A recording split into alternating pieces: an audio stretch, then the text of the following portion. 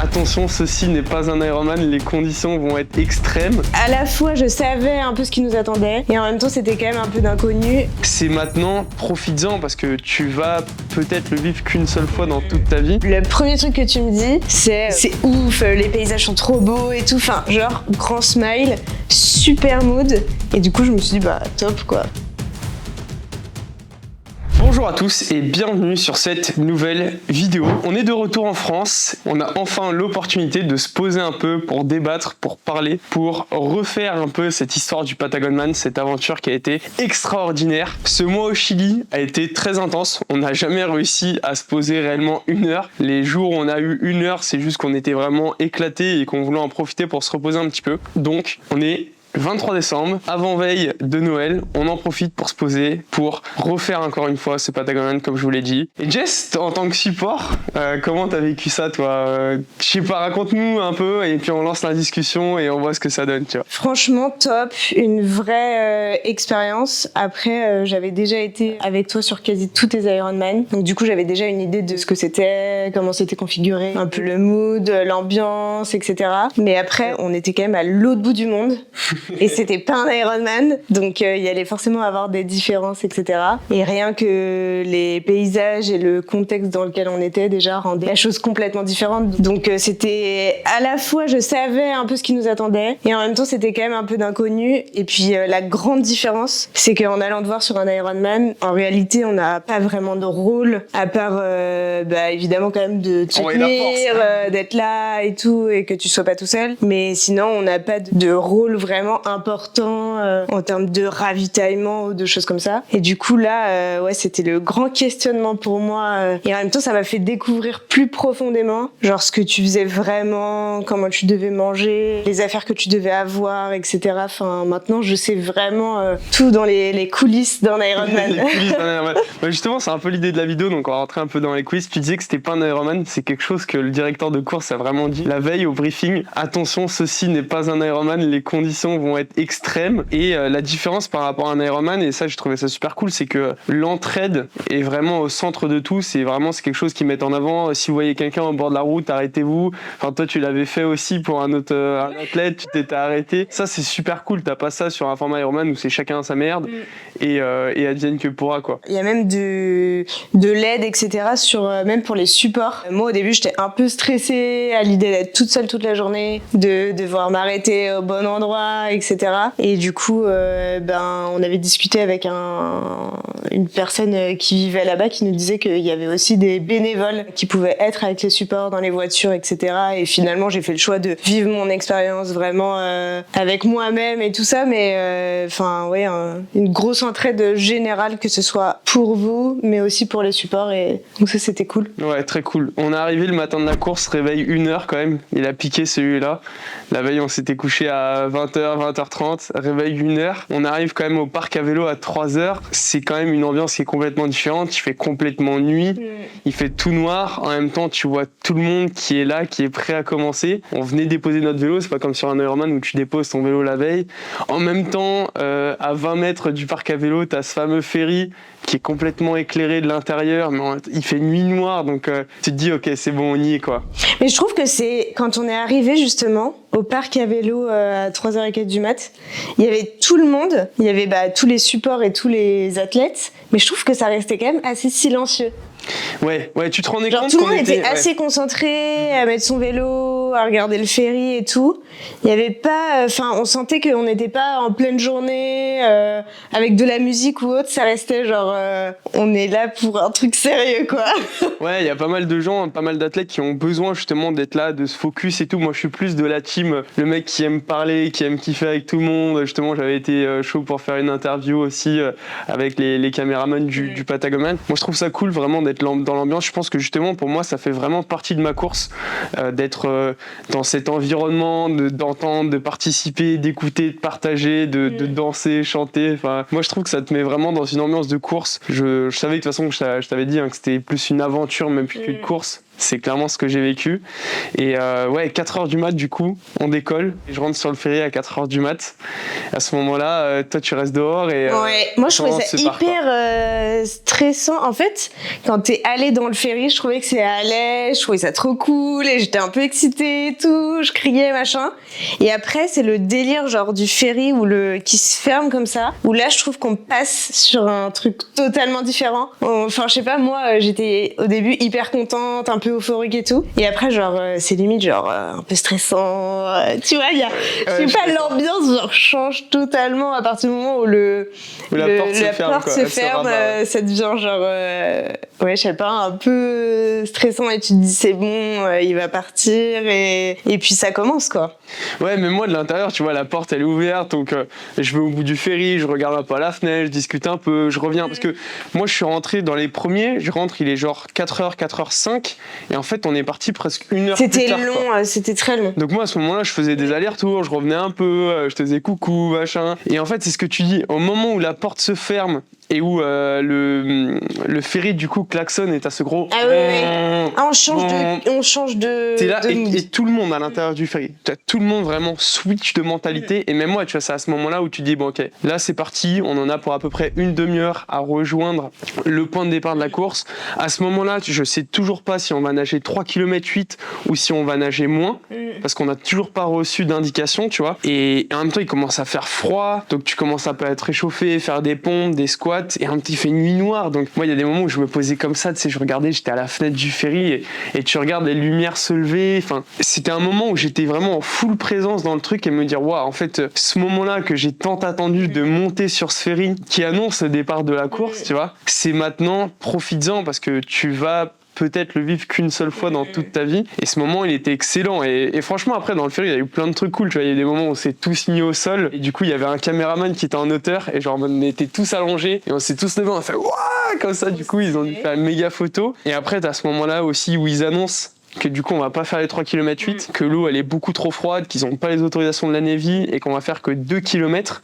Donc là à ce moment là on commence à rediscuter un peu entre athlètes, parce qu'il y en a qui ont pas trop compris, enfin le mec il est au mégaphone, parfois tu comprends pas, parce qu'il t'explique quand même qu'il faut aller refaire le tour du bateau de la Navy puis repartir jusqu'au port, et puis après tout le monde commence à se diriger en masse, tu vois, vers la porte, alors qu'on est super loin de sortir, et là à ce moment là on se fait vraiment genre arroser avec l'eau de mer à 8 degrés, genre en mode avec vraiment des tuyaux type pompier, tu vois, pour commencer à se refroidir. S'habituer, en même temps c'est pas mal. Et puis après la porte s'ouvre et puis il faut aller sauter quoi. Et donc à ce moment-là, petit à petit, moi au début j'étais pas dans les premiers, je commençais à me mettre sur le côté, à esquiver pour rentrer, me remettre vraiment dans le premier tiers. Et puis t'as les autres devant toi qui sont là, qui hésitent à sauter, t'as le directeur de course qui est là, jump.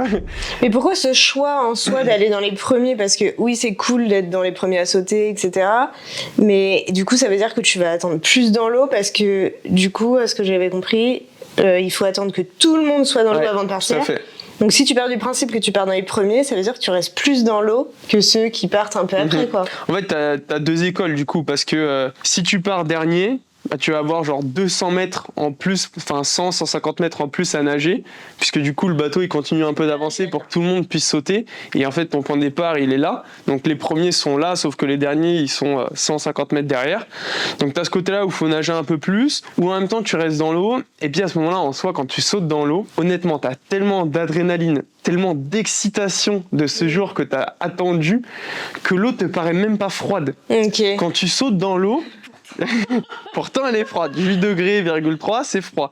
Mais à ce moment-là, quand tu sautes dans l'eau, oui, tu sens qu'elle est froide, mais tu sens pas qu'elle est à 8 degrés, tu vois. T'as tellement d'excitation de tout que tu pars, et moi je voulais être dedans, et en fait quand je saute, tout le monde est un peu dans l'eau comme ça, et moi je me retourne, je fais ouais, comme ça, et là tout le monde commence à crier dans l'eau, genre j'ai lancé un délire, et genre c'était trop cool, parce qu'en fait l'ambiance dans l'eau elle était on entendait de loin crier, tout ça. Attends, t'imagines 300 personnes, enfin ou 250 personnes qui sont dans l'eau, qui gueulent comme ça, et c'est trop cool parce qu'à ce moment-là, tout le monde est dans l'eau, tout le monde est excité, tout le monde attend, tout le monde est à sa montre, genre en mode j'attends que le dernier parte et que le ferry sonne, et là à un moment, genre le ferry, genre il sonne, il retentit, le klaxon du ferry retentit, et là alors tout le monde part, et bah, on est parti pour ces fameux 2 km de nage quoi. Et puis bah 2 km de nage, c'est long quand même, j'ai eu des problèmes avec mes lunettes qui prenaient la flotte et tout, comme je t'ai raconté, c'était vraiment une horreur. Je commençais à cramper aussi, du coup j'ai demandé à mon ostéo qui m'a dit c'est normal, avec l'eau est tellement froide que tu crampes, tu vois. Donc quand je nageais, je commençais à cramper pas, le ischio. Pourtant, quand tu fais des bains froids et tout ça. Ben non, parce que tu bouges pas, t'es pas en mouvement, tu vois. D'accord. Sauf que là, en fait, comme t'es en mouvement, enfin tout le corps, tu vois, les jambes au final sont en mouvement, toute la sangle abdominale elle est engagée, c'est les bras, c'est le dos, c'est les pecs, les épaules. Et ouais, j'ai commencé un peu à cramper quand même, donc assez dur. Au moment où je sors de l'eau, parce que t'as quand même un petit muret à sauter, tu vois, genre c'est pas en mode une petite rampe comme à cache-cache par exemple, où c'est vraiment très facile, très fluide. Là non, t'as un moment où t'es vraiment obligé de sortir la jambe, tu vois, et à ce moment-là, genre méga crampe en sortant de l'eau, je me dis putain, je regarde 39 minutes, je me dis bon, pour 2 km, 39 minutes en soi, c'est cool. Là je cours jusqu'au parc à vélo, je te retrouve, ça me fait plaisir. Mais j'enlève mon gant et là ma main est violette. Ouais, en fait d'un coup tout est retombé. Ouais, c'est exactement ça, tu vois. Tout est retombé et je pense que le fait de te retrouver, c'est de me dire putain, je peux me reposer sur toi aussi, tu vois. Je sais que t'es là pour m'accompagner dans cette transition, pour m'aider à enlever la combi, pour me donner les bons fringues et tout. Donc je me repose très galère à enlever une combi quand même. Ouais, bah moi je savais un peu tout. Après moi c'était assez long au début quand t'es parti dans le ferry, etc. Parce que en fait il faisait hyper froid. Ouais, parce qu'il faisait quoi, il faisait 4 degrés je crois à 3h du mat. Super habillée mais il faisait vraiment très froid. Donc là c'était un peu long. Et en fait moi j'étais restée sur le principe que quand vous démarriez il y avait un feu qui était lâché du bateau. Ok. Et parce que c'est ce que tu m'avais dit. Tu repistais, ouais, je pensais. Et en fait, du coup, bah, j'attendais, et je me disais bon bah ils ont pas commencé. Et là, d'un coup, je vois des mecs arriver, tu vois. Du coup, je me dis bon bah en fait, ils ça ont a commencé, ouais. Et du coup, j'ai attendu les premiers, juste les quelques premiers. Ouais, et puis après, je me suis dit direct, de toute façon. je sais pas. Enfin, tu vois, je pense que ils vont arriver quand même plus ou moins un peu tous en même temps, vu que j'avais été prévenue moi que c'était 2 km. Ouais. Il y avait pas mal de bénévoles, etc. Qui passaient pour dire que c'était réduit, etc. Je pense que pour que les gens sachent aussi que ça va être plus court et que du coup il faut être là à temps. Et voilà. Et donc voilà, donc j'étais au courant. Et dès que les premiers sont arrivés, moi je me suis dit je vais au parc à vélo parce que comme ça je commence à préparer un peu tout parce que on avait préparé tous les sacs la veille, donc je savais ce qu'il y avait dans les sacs, je savais quel sac donner à quel moment, etc. Mais en fait j'avais le gros top bag sur moi. Ouais, tout était dans le sac encore, c'était pas. J'avais le gros top bag sur moi parce qu'on n'avait rien laissé à part le vélo, parce que le parc à vélo c'était un petit parc à vélo qui était vraiment pas énorme. Il y a pas de sécurité, etc. Bien que je pense qu'on n'est pas du tout dans le mood de vol, etc. Sur des trucs comme ça. En vrai, on n'avait pas laissé les affaires. Et du coup, moi, j'y suis allée pour tout installer, pas perdre de temps, et moi aussi pouvoir me mettre dans le truc en mode ça c'est là, en premier je vais lui donner ça. Ouais. Voilà, donc être un peu opérationnel parce que je savais que, enfin parce que déjà j'ai l'habitude souvent que sur tes transitions t'ailles vite. Bah ouais, moi d'habitude. Donc du coup, je voulais genre être ok, tu vois, et pas perdre de temps. Et finalement, t'étais pas dans ce mood-là parce que je pense que t'avais le temps de te remettre un peu, et puis pouvoir bien repartir. Ce qu'on s'était dit, c'est que, enfin, on s'était annoncé la veille que ça me dérangeait pas de prendre 5 minutes de plus sur ma transition, mais justement derrière de profiter de la course plutôt que de partir en mode à l'arrache, parce qu'au final, l'air de rien, enfin, d'habitude sur le triathlon, j'enlève ma combi, je suis en trifonction, je m'essuie vite fait et je pars.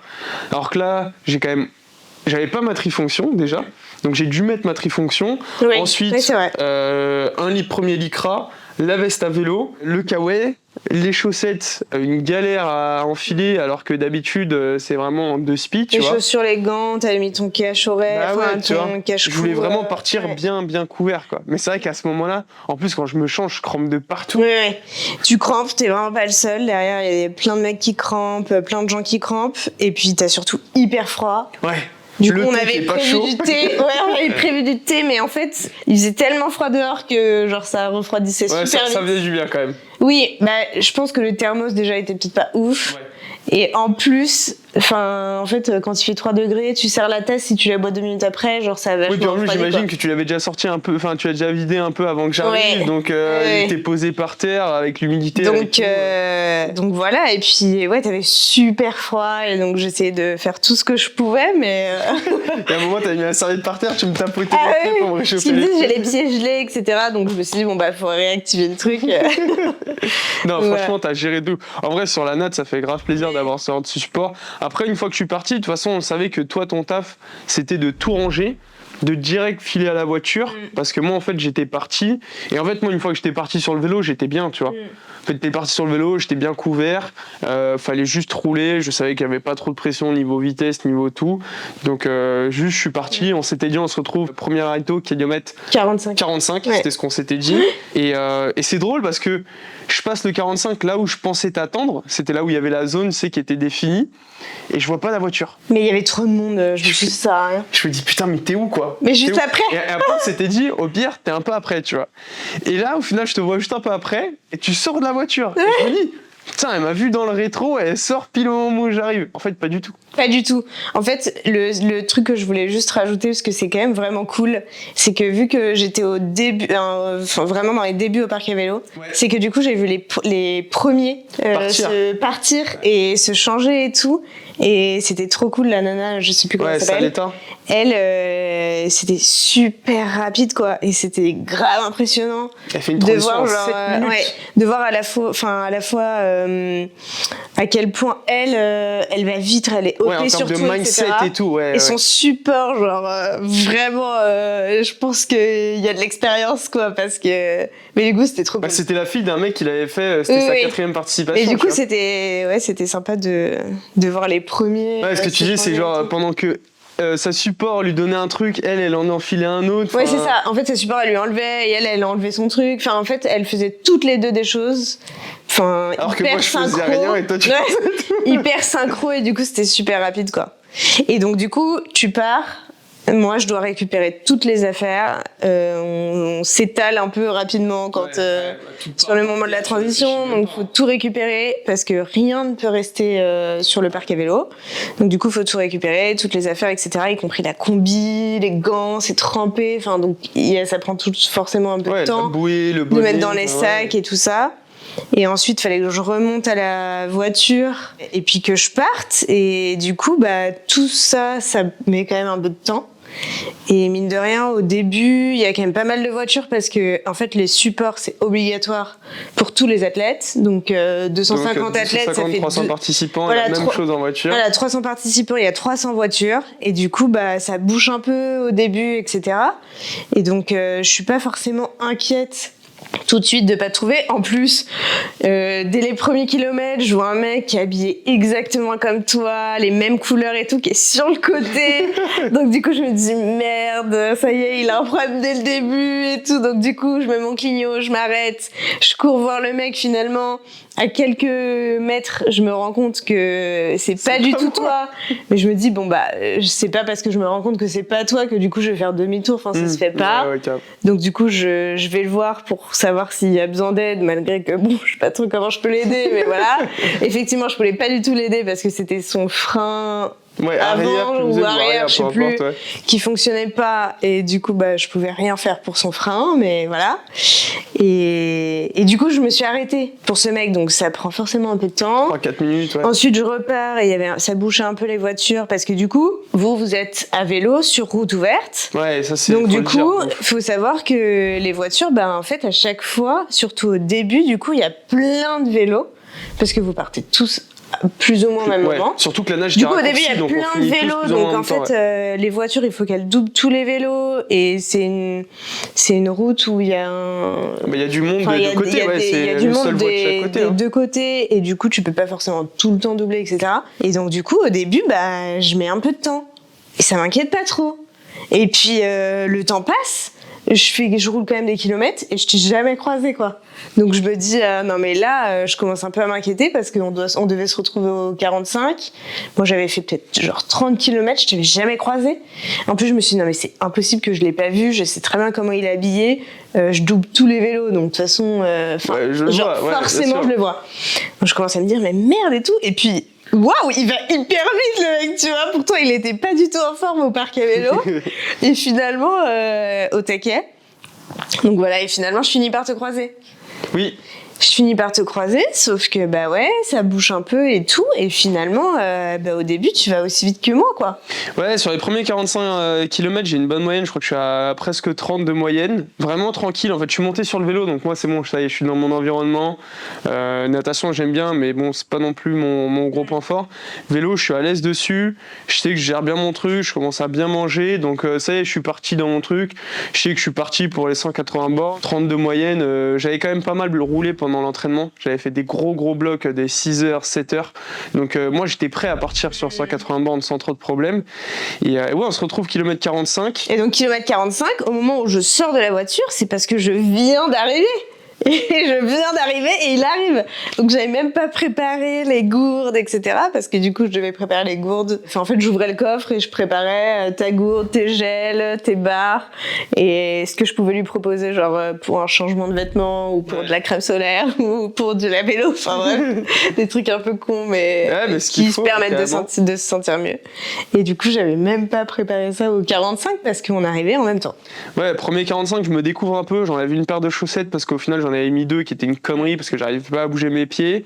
J'enlève mon lycra et voilà, je repars donc ravito avec la classique, hein, les GLTA que j'ai consommé, les barres Power Bar et du coup ma gourde avec de la boisson isotonique, la marque NAC. Donc ça, c'est les 3 marques que je consomme au niveau nutrition sur le vélo, sur la course à pied et de manière générale. J'ai aussi pas mal de petites barres aussi Decathlon, la marque Aptonia chez Decathlon, c'est pas mal aussi, c'est plutôt cool, je les digère bien. Mais ouais, là on était vraiment gel, barre et la boisson isotonique à chaque fois que tu me ravitaillais. Donc ça, pour le coup, c'était top, tu vois, parce que moi, ça m'évite déjà de partir comme sur un Ironman avec genre mes 6 barres et mes 6 gels, tu vois. Donc blindé, là à chaque fois j'en prenais 2 et même la gourde, tu vois, du coup j'avais qu'une gourde de boisson et une gourde d'eau et toi à chaque fois tu me remplissais ma gourde comme ça parce qu'on se voit du coup kilomètre 45, après on se revoit kilomètre 100 et 135. Et 135. On s'est revus dans la montée pour la petite anecdote. Ouais. Parce que du coup, première côte, la grosse première côte, il y a 400 D+, sur je crois 8 km. Et en fait, à ce moment-là, j'ai ma trifonction, ma veste et mon kawaii. Ouais. Sauf qu'il commence vraiment à faire chaud, quoi. Parce qu'à ce moment-là, il est peut-être 9h30, 10h. Oui, puis il y a le dénivelé qui fait que ça donne chaud, quoi. Qui monte, le soleil commence à taper, je chauffe, quoi. Et je me dis, mais attends, mais elle m'a toujours pas passé, elle est où, quoi? Il faut que je lui file mon kawaii, il faut que j'enlève mon kawaii, parce qu'en plus ma veste, elle est un peu coupe-vent, et je vais enlever mon kawaii. Et là, je regarde les voitures qui passent et tout, putain, je te vois pas arriver. Et à un moment, je vois 10 voitures d'un coup, et je te vois passer. Toi, t'as la fenêtre ouverte. Moi, je l'avais vu au loin parce qu'en fait, c'était une grande montée, donc ça bouchait vachement en voiture parce qu'il fallait doubler tous les vélos, c'est toujours la même chose. Et donc, je te vois de loin. Et donc, moi, trop contente et tout, ça y est, il est là, j'ouvre la fenêtre et tout, et je gueule, allez, et tout. Et toi, je t'entends hurler, waouh et tout. Donc je me dis merde et tout. Qu'est-ce que j'ai fait? Je conduis n'importe comment parce qu'on avait une voiture littéralement énorme. J'ai jamais conduit une voiture aussi énorme de toute ma vie. Donc je me dis merde et tout. Qu'est-ce que je fais, etc. Et après tu fais des gestes de la main. Donc du coup je me suis dit bon bah faut que je m'arrête. Et donc je me suis arrêtée juste après, tu vois. Et ouais. Et à ce moment-là, du coup, je relève mon kawaii, je repars. Sauf que le con. J'oublie de remettre mes bandes réfléchissantes et mon dossard. Donc en fait, genre je me rends compte au bout de genre 200 mètres, mais impossible de faire demi-tour. Du coup, je te rattends un peu en haut, mais toi, toujours le même problème, c'est blindé de voiture. J'arrivais pas du tout à me relancer. Donc on repère encore 2-3 minutes à t'attendre. Bref, je remets tout. Là, on se retrouve kilomètre 100. On se refait une petite pause classique assez rapide à ce moment-là quand même. Ouais, elle était assez fluide. Juste derrière, on s'est retrouvé pile au moment, mais juste derrière, je prends des descentes de fou malade en position hyper aérodynamique et je prends des pointes à, comment je t'ai dit, 68 ? J'arrive à presque 70 km/h, vraiment les pointes de vélo. Et après, on se retrouve au kilomètre 135. Après, moi, je faisais hyper attention de ne pas m'arrêter en pleine descente et tout. Parce que je me dis, c'est vraiment pas cool. Enfin, tu vois, ok, on convient d'un kilométrage, d'un kilométrage où je m'arrête, etc. Mais on s'était toujours dit, ça peut être un peu avant, un peu après. Ouais. Ça doit pas être, c'est pas forcément exact, etc. Surtout que moi, je savais pas trop à quel point je pouvais me mettre sur le côté. Enfin, bref, voilà. Et je faisais toujours attention où je m'arrêtais. Et il y a des gens qui s'arrêtaient en pleine descente. Déjà, je me dis, c'est pas cool parce que t'es lancé et tout, voilà. En plus, plus, du coup, potentiellement, je me dis, tu me vois moins. Peut-être, ouais, parce que mon champ de vision déjà il est réduit, je suis plus concentré. Voilà, parce que tu regardes peut-être plus au loin, moins sur le côté et tout, parce que t'es en descente, donc je faisais attention à l'endroit où je m'arrêtais. Ça c'était bien cool, Et après, bah pareil, kilomètre 135, là pour le coup, tu me laisses vraiment genre toute la montée en solo. Alors là, à un moment, j'aurais bien aimé te voir quand même, mais du coup, c'était cool d'être enfin, là, j'étais vraiment dans le dur à ce moment-là parce que c'est la deuxième grosse montée. Sinon, c'était vraiment que des petits vallons. Là, c'était la deuxième grosse montée. En plus, il y avait pas mal de gravel à ce moment-là. Tu sais, la route, elle était vraiment merdique. Il y avait des nids de poules, il y avait des trucs comme ça. J'en ai vraiment chié. Et en même temps, bon bah voilà, j'étais dans ma douleur et c'était cool. Et j'arrive en haut de la montée, je me dis, oh, je vais te voir à ce moment-là parce que c'est kilomètre 135, tu vois. Et là, je te vois pas tout de suite. Mais il y avait plein de monde. Ouais, en fait, c'est juste. Et en fait, je trouve ça juste chiant, genre de s'arrêter. Déjà, c'est pas pratique parce que t'es sur une route où t'es genre à 70 km/h, un truc comme ça, tu vois. Déjà, c'est pas pratique de s'arrêter d'un coup quand il y a vraiment juste une petite place pour mettre la voiture. En plus, la voiture, elle est énorme, donc, enfin, je vais pas non plus m'abuser à faire un créneau. Enfin, ça va pas, c'est pas adapté, c'est dangereux pour les gens qui arrivent derrière. Parce que derrière, t'as des voitures qui arrivent, mais t'as aussi plein de vélos. Enfin, faut faire hyper attention à ça. Et je trouve que genre tout le monde faisait pas hyper attention au vélo et moi j'essayais genre vraiment de faire super attention au vélo et tout ça. Et du coup je trouvais ça pas pratique et puis de s'arrêter à un endroit où il y a plein de monde c'est moins sympa quoi. Alors que juste après il y avait beaucoup moins de monde. Ouais, et puis en fait où t'es placé c'est cool parce que bah il y a plein de monde. Le paysage était vraiment cool à cet endroit-là aussi. Et au final kilomètre 135. Sur 4 Français, on se retrouve à 3 Français arrêtés à ce moment-là du ravito en même temps. Ça c'était cool, du coup on a échangé rapidement. Ouais, t'as mis un kawaii, j'ai mis ça. Ça c'était cool aussi. Et à ce moment-là, je prends un peu mon temps avec pistolet masseur et tout. On a fait 3 arrêts sur le vélo et les 2 premiers c'est quand même plutôt rapide. Ouais. Et enfin, tu vois, tu prends ce que t'as besoin et tu repars. Ouais, le premier un peu plus long parce que je me suis changé et tout, donc fallait que j'enlève. Et puis par contre, le dernier au 135, là, c'était un peu plus long. Ouais, déjà, on voit dans la vidéo ce que je te filme quand t'arrives et tu dis oh meuf, j'en peux plus, je suis trop contente de te voir, tu vois. Donc déjà. Ouais, puis j'étais un peu dans le mood de me dire bon bah c'est le dernier ravito au vélo, j'ai envie d'en profiter aussi parce que j'étais pas en mode les ravitaux. Top chrono, ravito, on se dépêche, non, tu vois. Enfin, c'est quand même une aventure qu'on a vécue à 2, donc voilà, c'était aussi un petit moment d'échange où on rigolait. Moi, ça me changeait aussi un peu de ce côté-là où je me retrouvais tout le temps tout seul. Ça, c'est trop cool d'avoir ce ravito-là.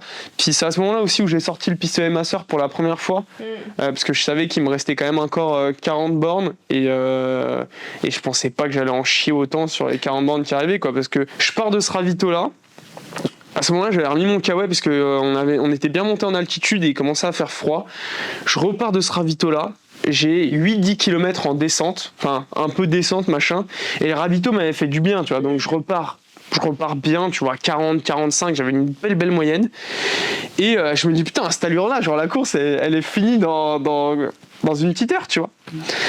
Et en fait, kilomètre 143, j'arrive dans l'enfer de la Patagonie, tu vois. Genre vraiment à ce moment-là, genre vent de face, un faux plat, et en fait t'avances pas. Et genre c'est pas genre juste moi qui avance pas, c'est qu'en fait je vois que tout le monde devant moi, il y a personne qui se double, on se suit plus ou moins tous à la même distance, et on est tous en train d'en chier, tu vois. Genre personne dépasse les 15 km/h, et là en fait c'est juste toi et toi mentalement où tu vas creuser dans des profondeurs qui sont énormes parce que t'as quand même fait déjà 150 bandes de vélo, donc t'es au moins à 6 heures de vélo, t'as nagé 2 bornes avant et pas en mode je nage en mer, c'est cool et tout. Non, nage dans une eau à 8 degrés. À ce moment-là, physiquement, c'est ultra dur, et en fait, au-delà du physiquement c'est dur, c'est mentalement c'est dur parce qu'en fait, tu mets la même puissance que si tu roulais à 30-35 sur du plat. Alors que tu mets beaucoup plus de temps. T'avances pas, tu te prends un vent sur le côté, parfois genre tu prends des écarts de route qui sont énormes. Je recroise à ce moment-là genre Thibaut qui passe à côté de moi, je dis mec, j'en peux plus, genre il fait t'inquiète, moi c'est pareil, je me dis bon OK, au moins c'est cool, genre je suis pas tout seul dans la merde. Tout le monde avait la même réaction au T2. Et en fait ça dure 15 km. Et en fait, à la fin, je savais qu'au kilomètre 158, du coup, tu sais, j'avais étudié un peu le repère GPS et j'avais vu qu'à partir du kilomètre 158, c'est que de la descente. Donc je me dis, de toute façon, il faut arriver jusqu'à là-bas et après, là-bas, c'est fini, quoi. Et quand j'arrive à ce fameux kilomètre 158, on commence à prendre de la descente. Là, tu vois les paysages magnifiques de Villa Cerro de Castillo. C'est magnifique. C'est des lacets. Et là, vraiment, c'est... En fait, c'est un moment où genre... T'as tout qui redescend parce qu'en fait, tu sais que le vélo est fini. Il te reste quand même t'as presque tout qui 20 bornes. redescend, mais il faut quand même rester bien concentré parce que la route à lacet, là, Et justement, ça peut être un peu dangereux quand même. C'est quelque chose de très dur, mais c'est quelque chose que j'avais déjà beaucoup travaillé pendant les entraînements parce que, tu vois, pendant les entraînements, quand t'arrives au bout de 6 heures d'entraînement, ça fait 6 heures que t'es solo. Justement, je me dis souvent, tu sais, j'ai souvent ce discours interne de se dire lucidité, vigilance, tu sais, c'est des mots que moi j'ancre, genre, tu sais, j'ai des mots comme ça, genre attitude, puissance, c'est des mots comme ça que j'aime bien utiliser. Et souvent, tu vois, à ce moment-là de la course, j'ai utilisé les mêmes mots que j'utilise dans l'entraînement, que c'est genre vigilance, lucidité. Bah oui, parce que finalement tu te dis ah cool, c'est bientôt fini, etc. Mais c'est quand même pas fini. Tu peux pas relâcher, tu dois toujours rester ultra vigilant. En plus, c'est de la descente. La route, tu la connais pas, donc tu sais pas où c'est qu'il y a des rainures. Tu connais pas non plus les virages. On est quand même en Patagonie, donc on est quand même à l'autre bout du monde. C'est pas le goudron qu'on a ici, dans la région parisienne, tu vois. Donc ultra vigilant, mais en même temps, tu sais que c'est fini, quoi. Tu sais que c'est fini, tu sais qu'il n'y a plus de D+, et à ce moment-là, ouais, je me régale, je profite bien, et je me dis, bon, bah, hâte d'arriver à T2, quoi. Et là, ouais, j'arrive à T2, déjà, je te retrouve, c'est cool, tu vois, enfin, t'as tout en place, il fait super beau. Il fait hyper beau. Moi, là, à ce moment-là de la journée, moi, je me découvre complètement, j'enlève mon manteau et tout, je suis en pull. Ouais, il y a un peu de vent, mais vrai kiff. À peine tu mets un t-shirt, mais c'est un peu trop de mettre un t-shirt, enfin, c'est un peu trop juste de mettre un t-shirt. Mais ouais, là, il faisait hyper beau. Ouais, non, hyper beau. Je me change. Franchement, nickel. Oui. Tout était prévu. Franchement, ça a été fluide. Bah là, pour le coup, je t'ai un peu attendu, pas de ouf, mais je t'ai un peu attendu au T2. Ouais, après, c'était une demi-heure. C'était le but de toute façon. Après, globalement, moi, j'étais hyper étonnée. Parce que, je pensais que j'allais beaucoup t'attendre vu que je suis quand même en voiture VS à vélo. C'est quand même pas rien. Alors, je pensais que j'allais beaucoup t'attendre. On avait carrément prévu une couverture dans la voiture au cas où j'avais froid en t'attendant pendant 1 heure et tout. J'avais carrément préparé une gamelle que finalement j'ai oubliée à la maison. Donc voilà, j'avais rien à bouffer. Et en fait, parce que sur un Ironman classique, c'est très long. On a quand même l'habitude de t'attendre hyper longtemps.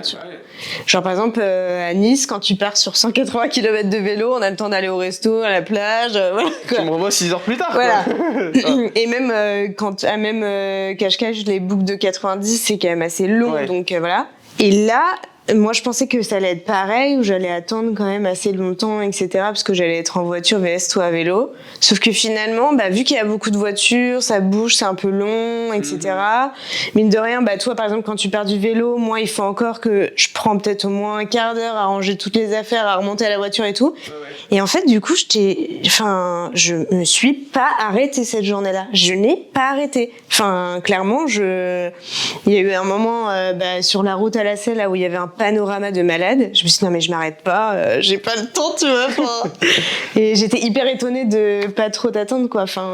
Ouais. Au premier stop, t'arrives en même temps que moi. Au deuxième, je t'attends peut-être genre un quart d'heure.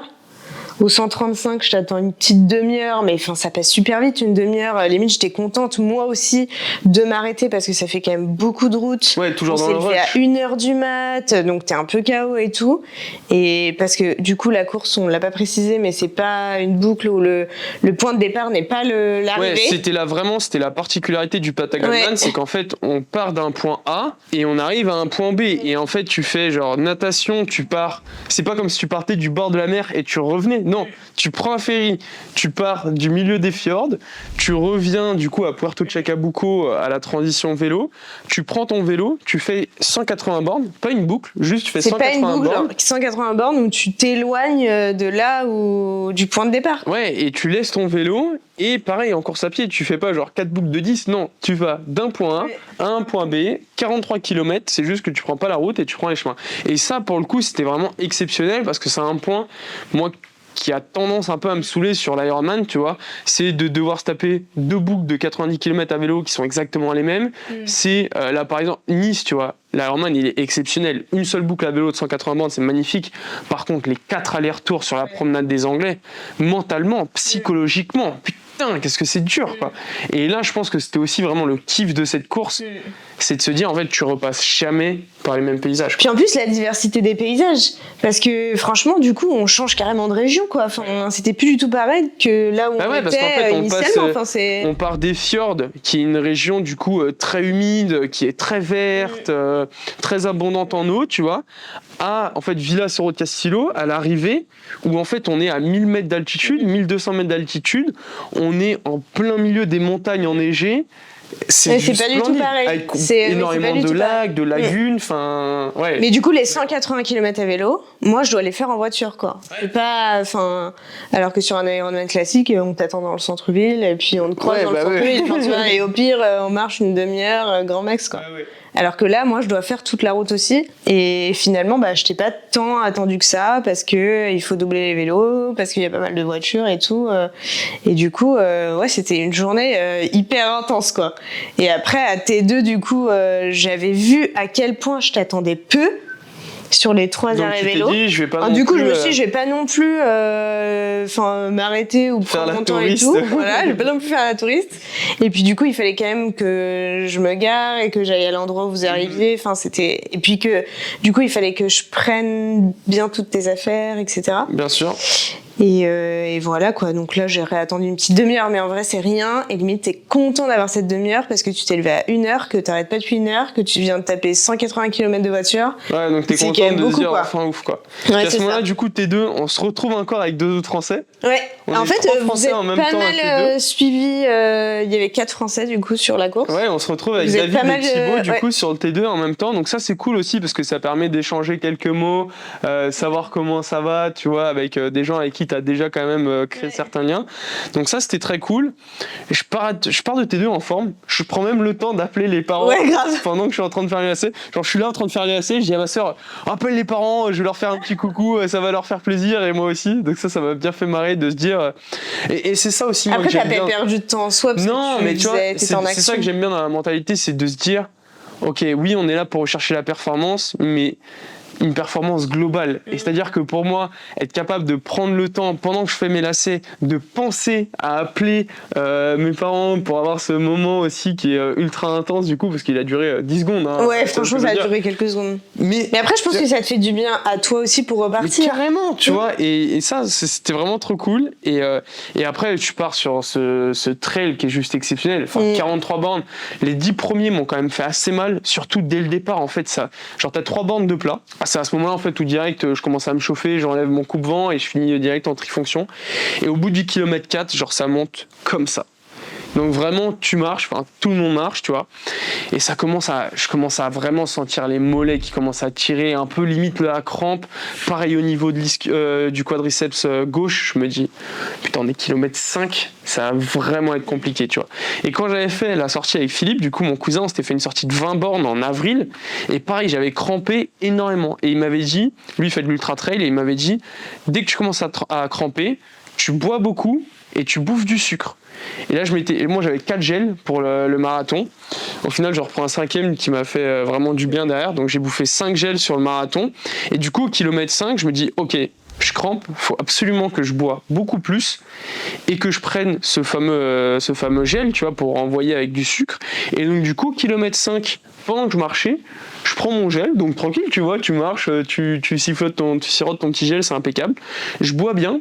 2 kilomètres plus tard, j'ai ce fameux passage de rivière. Ouais. Qui est quand même du coup. Où c'est froid donc ça fait du bien. C'est froid donc ça fait du bien. Et puis tu vois, tu te poses, t'enlèves tes chaussures. Enfin, tu sais que le passage de rivière il me prend genre 7-8 minutes. Hein. Parce que du coup, en fait, t'as tous les athlètes qui se retrouvent au même endroit, qui se voient, les gars, vous faites quoi et tout. Ah bah moi j'enlève mes chaussures, moi aussi. Il y en a un qui a passé en chaussures. Après, si tu finis les chaussures trempées toute la fin du marathon, t'as encore 35 km avec des chaussures mouillées, c'est mort. Du coup, tout le monde prend le temps d'enlever ses chaussures. Donc tu vois, tu discutes un peu, ça te coupe un peu de la course. Tu passes dans le froid et qui fait vraiment du bien. Et du coup, à ce moment-là, je me suis dit, mais en fait, je viens de prendre un gel à 5, bah, kilomètre 15, je reprends un autre, kilomètre 25, je reprends un autre, 35, je reprends un autre. Ce qui fait qu'à chaque fois que j'arrivais, genre kilomètre 15, kilomètre 25, hop, j'arrêtais de courir. même sur du plat, je me mettais à marcher. Du coup, ton gel, tu le prends quand même beaucoup plus facilement, tu vois, quand tu marches. Tu prends ton temps même de le savourer parce que c'est bon et à ce moment-là, genre ce genre de sucre, ça fait vraiment du bien. Et en fait, ça m'a grave fait bien tenir. En fait, j'arrive au kilomètre 30 la première fois, enfin la seule fois où on se voit, en 3h37, donc assez long quand même, parce qu'au final, ça monte, donc tu marches beaucoup. La technique, la tactique, stratégie même que je m'étais dit, c'est tu fais comme en ultra trail, c'est dès qu'il y a une montée, tu marches, tu réfléchis même pas. Même la moindre petite montée qui faisait genre 10 mètres, je vais la marcher, tu vois. Ça sert à rien. Et justement, tu peux vraiment prendre le temps de respirer, tes muscles, ça leur fait du bien. Et direct derrière, dès que c'est du plat, dès que c'est de la descente, tu relances. Ça, c'était vraiment une stratégie ultra utile. Vraiment, c'est ce qu'ils font dans l'ultra trail. Donc, je me suis dit, je vais prendre la même chose. Du coup, ça prend quand même un peu de temps parce que tu marches, il y a pas mal de montées. Il y avait quand même 1000 mètres de D+. On se retrouve kilomètre 30. Là, c'est cool. C'est la seule fois où je peux te voir sur le kilomètre 30. Un spot magnifique. Hyper beau. Après, il y avait pas mal de vent et tout, mais oui, c'est trop cool. Donc moi, à T2, quand il part, du coup, en fait, il n'y a pas cette organisation où tu peux laisser tes affaires, ton vélo, etc. Tout rembarquer. Donc moi, il faut que je rembarque son vélo dans la voiture, genre toutes les affaires, il faut que je prenne son vélo, donc le temps de mettre ton vélo dans la voiture avec toutes les affaires, etc. Ensuite, il fallait que je bouge, que j'aille garer la voiture à la ligne d'arrivée. Et là, à la ligne 45 bornes pour arriver à la ville. Et là, c'était 45 bornes les plus longues de la journée. J'en pouvais plus vraiment. Ça commençait à être compliqué. En plus, j'avais donc oublié ma gamelle, donc j'avais vraiment la dalle. Je pense que tu vois, j'avais besoin de manger un truc. En plus, j'avais fait pas mal de bornes et je suis pas forcément quelqu'un qui conduit beaucoup, donc c'était long. Et donc là, je garde la voiture. Je réussis à me choper des empanadas.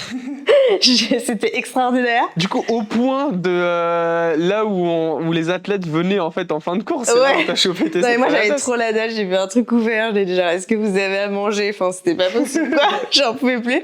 Et donc, je mange. Et ensuite, pour aller au kilomètre 30, donc c'est le seul point où on peut te voir sur le marathon, il fallait prendre une navette. Parce que là, en fait, la partie marathon, elle est genre coupée du monde, quoi. Et du coup, tu peux pas du tout y aller en voiture. La seule manière, c'est vraiment d'y aller en navette. Et du coup, après, il y avait tout cet orga-là de garer la voiture, d'aller prendre la navette, etc. Et après, au kilomètre 30, c'était sympa. En plus, on s'est retrouvés, du coup, avec Thibaut, encore. Du coup, en fait, il y avait quatre mecs français qui faisaient donc le Patagon Man, avec, du coup, 4 nanas.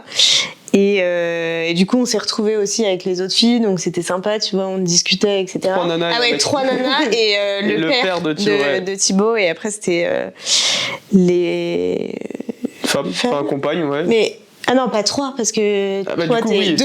Parce qu'il y a toi. Bon, bref, on s'en fout. Et du coup, je me retrouve avec les gens aussi, donc c'est sympa. Ouais, tu les retrouves. Je revois des Brésiliennes que j'avais croisées au kilomètre 135, avec qui j'avais discuté et tout, donc voilà. Et en fait, il y avait du vent et en même temps, il y avait beaucoup de soleil, donc ça cramait. Tout le monde venait me demander ma crème solaire parce que, je sais pas, j'avais une crème solaire et je pense que, je sais pas, il y avait pas grand monde qui avait pensé à ça. Ouais. Donc on échangeait avec les gens et tout, c'était sympa et le spot était vraiment cool, quoi. Ouais, et donc là, j'attends parce qu'en fait, toi, tu m'avais dit, je sais plus. Moi, j'avais dit 3 heures. Voilà, toi, tu m'avais dit, genre, j'arrive à peu près dans 3 heures au kilomètre 30. Du coup, je me dis, 3 heures, 3h15, 3h30 et tout. Donc, je me disais, non, mais il va arriver. Puis, finalement, c'était un peu plus long que prévu. Et du coup, je me dis, putain, c'est super long. Donc, il va être au bout de sa vie, quoi. Et finalement, quand t'arrives, je te dis ça va, et le premier truc que tu me dis, c'est, pas les mots exacts, mais c'est ouf, les paysages sont trop beaux et tout, enfin, genre, grand smile, super mood. Et du coup, je me suis dit, top, quoi. Ouais, trop cool. En fait, le trail, je l'ai vraiment vécu. Pour moi, ça a été... En fait, je suis tellement bien dans l'environnement nature qu'en fait, genre, je me suis retrouvé genre dans le meilleur environnement possible, tu vois. Enfin, le trail, tu longeais des lacs, tu longeais des montagnes, c'était des lacs avec derrière les montagnes, enfin, genre, c'était juste les plus beaux paysages de ma vie que j'avais jamais vus.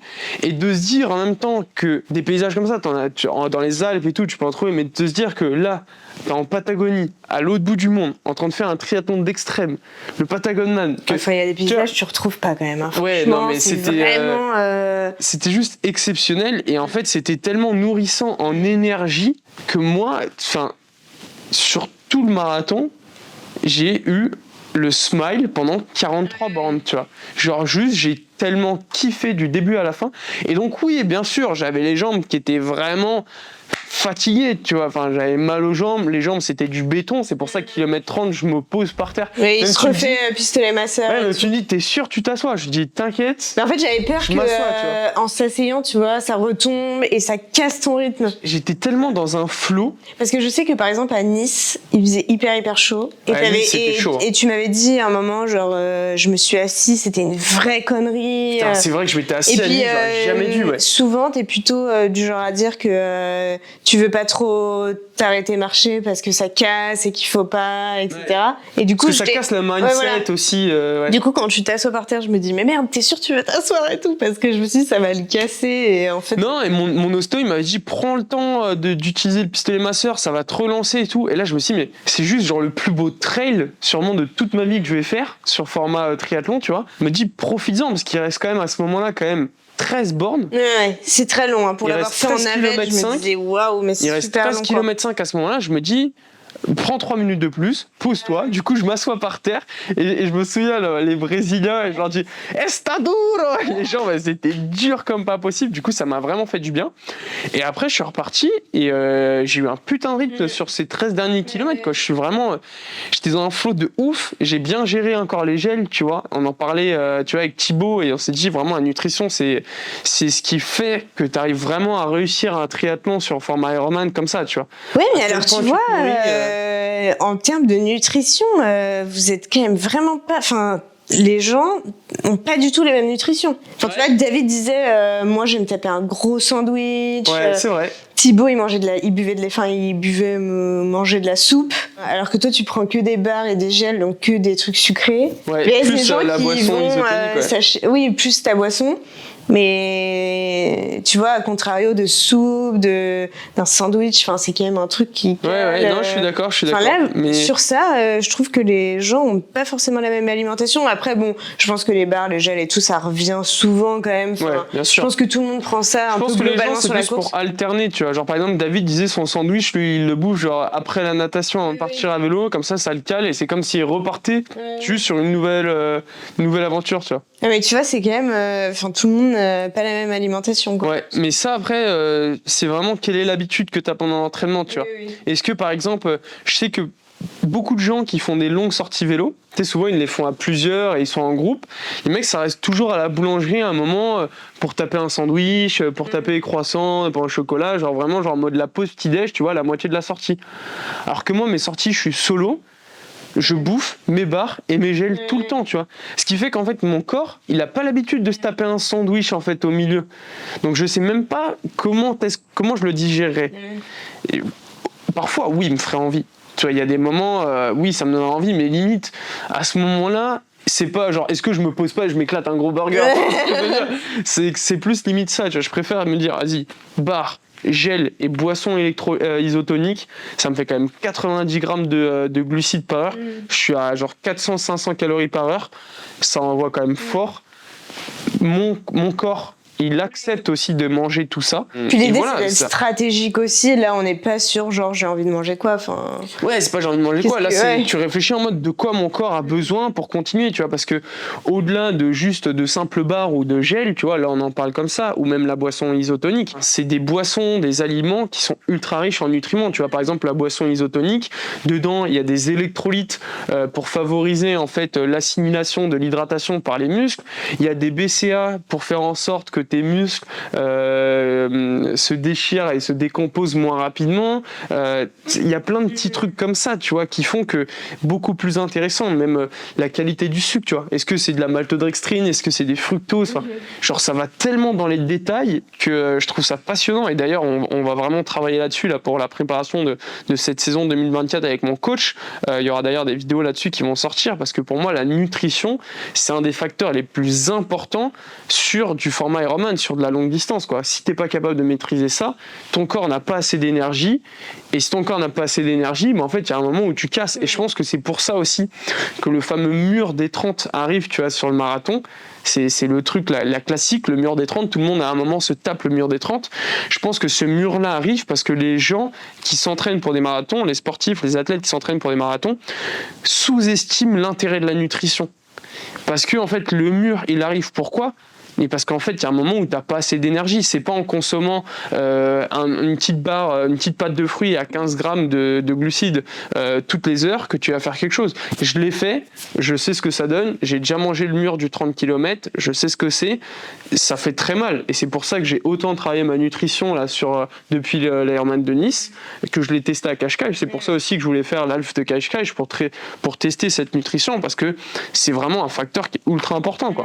Et voilà, et en fait, on se laisse aux 30. Et voilà, et après moi je reprends ma petite navette. Je te retrouve un moment en navette, on se refait coucou quand même un moment en navette. C'est ça, moi je discute avec le chauffeur, donc du coup il ouvre la fenêtre, je gueule, enfin ouais, c'était sympa, c'était la dernière fois que je te voyais. Ouais, et après, et ensuite, ligne d'arrivée quoi. Ces 13 km ils ont été vraiment riches en émotions, tu vois, je dirais. Parce qu'en fait, tu te rends compte que ce que tu viens de faire, c'est ouf, que tu t'apprêtes en fait à devenir finisher du Patagonman, que là, ça y est, tu vois, à part une déchirure musculaire, genre qui pourrait tout couper, ou éventuellement une entorse, y a plus même, rien. Je pense que tu finis quand même. Ouais, c'est ça, tu le finis en marchant ou en rentrant, voilà, tu le finis. Donc, à ce moment-là, tu sais que t'es finisher du Patagonman, tu t'apprêtes à l'être, mais en même temps que toute la journée est finie.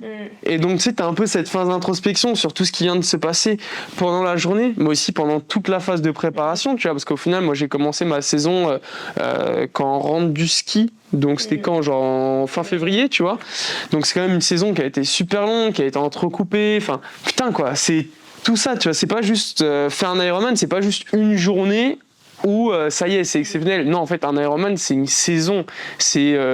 C'est une partie de ta vie que tu consacres à ça, c'est des centaines d'heures d'entraînement, tu vois, et c'est assez fou en fait de prendre ce moment-là. Et puis, enfin, quand tu restes autant de temps tout seul aussi pendant la course, t'es apte à penser à beaucoup de choses.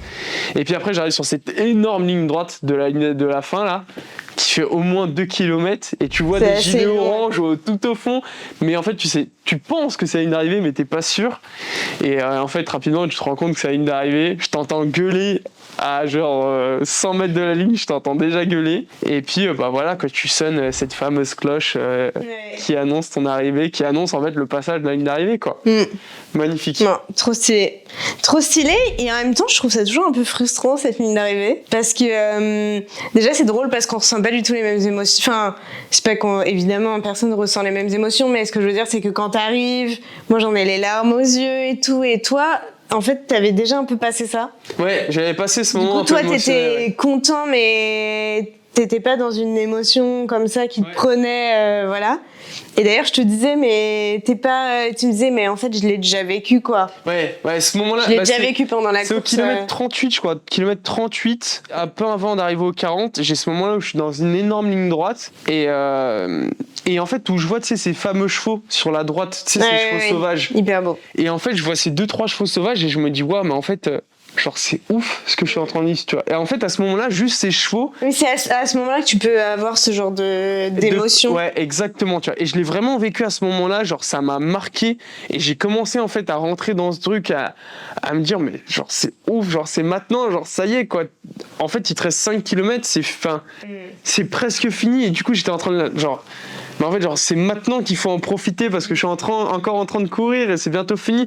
Et ça, la première fois à Cascais, ça m'était arrivé de ça. À Cascais, j'étais à la descente et après tu tournes et c'est la ligne d'arrivée. Et justement, sur l'Ironman l'année dernière, c'était mon premier. En fait, quand tu arrives sur cette descente, tu as le panneau 200 mètres et en fait, tu es super content parce que tu arrives. C'est fini, tu vois, genre ça y est, enfin tu vas devenir un Ironman, tu vois, pour moi c'était la première fois. Et en même temps tu dis, mais en fait dans 200 mètres, genre, et là j'en ai des frissons partout, parce que dans 200 mètres, genre, tout ça se termine. Oui. Genre, y a plus après, rien, c'est tu vois. comme tout, mais enfin, c'est comme tout, quoi. Tu prépares un voyage, et puis finalement, à la fin, il est terminé. Tu prépares un bon truc à bouffer, c'est hyper bon. Ouais. Après, non, mais tu vois, 5 minutes après, t'as l'impression d'avoir rien mangé. Enfin, en vrai, c'est un peu comme tout. Enfin, quand ça se termine, bah voilà, les choses retombent. Mais c'est vrai que sur un truc comme ça, une course comme ça qui procure tant d'émotions, bah en fait, voilà, ça y est, il est passé, et c'est fini, quoi. Et c'est Et vrai je sais que pas, je cette trouve ligne ça. d'arrivée, c'était... Enfin, moi j'étais hyper émue au début, puis après je trouvais ça un peu frustrant parce que bah, c'était fini, en même temps un peu triste, en même temps hyper contente que t'aies fait ça. Enfin, franchement, c'est tu un passes énorme par un cocktail panel d'émotions. ouais. Ouais, carrément. Puis après, je me pose par terre et t'as ce fameux moment où t'as tous ces T'as gosses tous les en fait, gamins qui viennent, lui voir tous demander, les athlètes. ouais. Tous les athlètes, ils leur demandaient de signer soit la main, soit les chaussures, parce que en fait, et ça, tu vois, émotionnellement, moi, j'ai été vachement touché par ça, parce que tu te rends compte qu'on n'est pas en France en fait, que ce moindre petit truc de voir des athlètes arriver chez eux à Puerto Dinero Ibanez, ville que personne ne connaît, il y a pas grand c'est chose. tout petit, il y a 10 rues et finir un Patagonman ici, ces gosses-là, genre, ils étaient tellement émerveillés, j'ai trouvé ça tellement touchant, genre, j'ai kiffé de ouf partager ce moment-là, tu vois, c'est des trucs cons, mais tout le monde, ils voulaient tous te taper dans les mains, j'ai trouvé ça vraiment, genre, en termes d'émotion, c'était ultra poignant.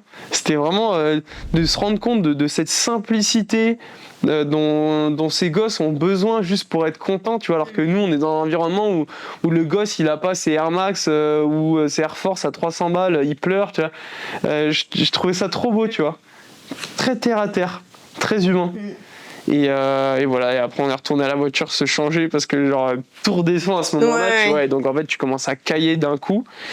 Il était tard, on n'a rien réussi à bouffer, quoi, à on n'a pas grignoté. Troisième panadas, alors que moi je rêvais d'un burger ou d'une pizza, tu vois. Mais pour vous dire que la vie était vraiment petite parce qu'il y avait un pauvre petit resto qui était ouvert avec seulement au menu des empanadas, quoi. Enfin... Ouais, parce qu'il y avait un seul resto bien d'ouvert qui faisait pizza, pâtes et tout, mais à 20h, ils avaient été dévalisés. Ils ont été dévalisés, ils n'avaient plus aucun aliment, etc. Et du coup, on s'est rabattu sur 3 empanadas, un Sprite. Ouais. Après, le lendemain midi, on a bien bouffé. Ah ouais, du coup, le lendemain midi, là, forcément, on a défoncé. On s'est trouvé un petit bus, un petit resto remasterisé dans des bus. Et on a sacrément bien bouffé. Mais voilà, quoi, une expérience du Patagonman qui était tout simplement exceptionnelle. Parce qu'au-delà du Patagonman, quand même, on a eu la chance de rester presque un mois au Chili, de faire un trek de 5 jours au parc naturel Torres del Paine, 5 jours après le Patagonman. Donc le Patagonman s'est terminé le dimanche.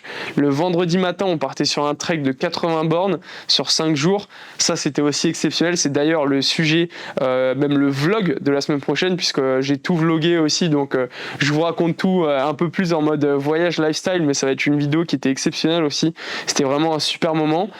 Et en fait, ouais, c'était un mois complet au Chili, qui a été exceptionnel, quoi. Ouais, c'est incroyable, vraiment, toute la partie Patagonie, c'est magnifique. On fait 3 semaines en Patagonie, on fait du cheval, du kayak, des randos, un Ironman, un trek, enfin c'était... Des cascades hyper belles, des paysages sublimes, le trek de 5 jours c'était quand même une vraie expérience, franchement non, c'était top. Non, c'était vraiment exceptionnel, c'est très cool de pouvoir aujourd'hui vous partager tout ça. Mettez-moi en commentaire toutes les questions que vous pouvez avoir, soit sur la course, soit sur le trek, soit sur peu importe, la nutrition, voilà, côté sport, côté lifestyle. N'hésitez pas à partager.